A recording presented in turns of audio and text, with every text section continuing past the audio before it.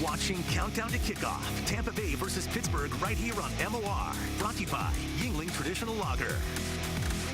Tony, this week it was a privilege to talk to the man going into the Ring of Honor tonight, and he told us how special this night really is. Well, Tony, congratulations, first of all, on the Ring of Honor. You went into the Pro Football Hall of Fame in 2016. That's the ultimate honor for your profession, but tonight, it's the Tampa Bay area that honors you, where you got your coaching start, where you've impacted the community so significantly. How is this honor different? Well, I think it's special because this is where I live. My family, my wife Lauren and I, and our kids, we've been here for 22 years now.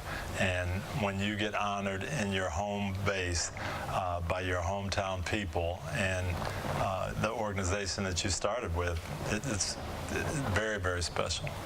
And obviously you won a Super Bowl in Indy, but the team you built here also won a Super Bowl. What were your emotions watching Derek and Warren Sapp and John Lynch and Rondé, all these men that you fathered, you mentored, win that ultimate prize? It was bittersweet, no question about it. We came here in '96 with a goal to get to the Super Bowl and to bring winning football to the town and the area. And to see those guys who had worked so hard to make that happen, to see them succeed on the ultimate stage, it was awesome. I was proud of them, but it hurt. It was painful not to be there. So it was a bittersweet moment. When you talk about changing a culture, Tony, I mean, when you came here in '96, this was not only the team but the town. It was called Loserville, and you built that Super Bowl champion. How did you go about building that culture change? You can't change all the players at once. How do you do it? I remember coming in 1996 and having every veteran player come into my office, tell me, in your opinion, what's gone wrong, what do we need to change to win? Got a lot of different answers, but it really came down to we've got to believe we can win. And so it was instilling that we're going to practice like champions, we're going to do everything the right way. Whether it's on the field or off the field, we're going to do things the right way, and that's going to do it. And a lot of players didn't buy into that right away. What is how we go to the lunchroom? What is what we do on Tuesdays? How does that impact the game on Sunday? But as they started to understand and get it, that hey, you live like a champion, you act like a champion, you work like a champion all the time, and the players bought into it. And you've had incredible social impact as well in the NFL community. The first African-American coach to win the Super Bowl. That accomplishment, what does that mean to you in having opened doors for so many? JP, I came into the National Football League. There were 10 African-American assistant coaches in the entire NFL. And you would go sometimes 3-4 weeks on your sideline, the other sideline, not see an African-American coach. And so to go from that to seeing guys get opportunities and realizing that there could have been 100 coaches, African-American coaches, who could have won a Super Bowl but didn't get the opportunity. And God put me there to be the one to represent them.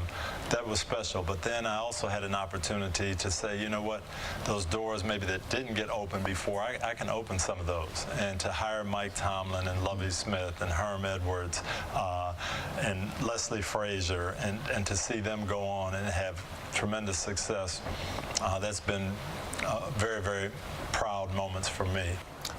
A couple topical questions here. We'll start with the Bucs. Is this team for real? They are for real. And I remember being out there at practice at training camp and Jason Light telling me we went out and got pass rushers this year because we're going to have to protect some leads in the fourth quarter. They had confidence that their offense was going to be explosive and score, and they would be in this position.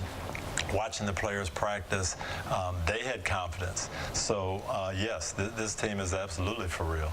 How would you handle the Jameis Ryan Fitzmagic situation as a coach? Well, your obligation is to do what's best for the team. And right now, the way Ryan is playing, it's difficult to take him out. He is so hot, and the team has so much confidence. There'll be a time when Jameis is needed, and everybody has to understand that. But right now, I think you have to ride the hot hand. So let it organically happen. Oh, it will. Injuries and it will. Things happen in football. There'll be, when Jameis is comfortable and it's time to get him back in, and no question he's the quarterback of the future. But right now, when you're winning, if it's not broke, don't break. break it. And what's Fitz doing? And he seems that he's brought this. Look, I got nothing to lose. I'm 35 years old. I got these weapons. Let's let it fly. He has brought that, but the other thing that he's brought that I think that people underestimate is his knowledge of the game. And we've got all these weapons. Where's the weak spot of the defense? And I can take advantage of that. I'm going to the mismatches. I'm finding the right guys to throw the ball to. And that's so much of it as a quarterback, and he's doing that very, very well. And Jameis learned from him last year. And absolutely. Will learn again. And he will continue to learn. Yes. It's a real positive. Tony, thank you so much. Hey, congratulations. Thank you. I really appreciate you doing this. It's going to be an awesome night. And again, the Lord couldn't have worked it out any better. Tampa, Pittsburgh, where all my roots are. It's going to be a very, very special night. You can hear more from Tony Dungy and from his former players when we chronicle Tony Dungy on October 25th at 8 o'clock. So stay tuned for that. All right, when we come back, some final thoughts. This crowd filing in. Looks like about 50-50 Steelers and Bucs. We'll have more when we return to Raymond James Stadium. Stay with us. You're watching Countdown to Kickoff, Tampa Bay versus Pittsburgh, right here on MOR. Brought to you by Yingling Traditional Lager. Welcome back to Countdown to Kickoff, Tampa Bay versus Pittsburgh on MOR.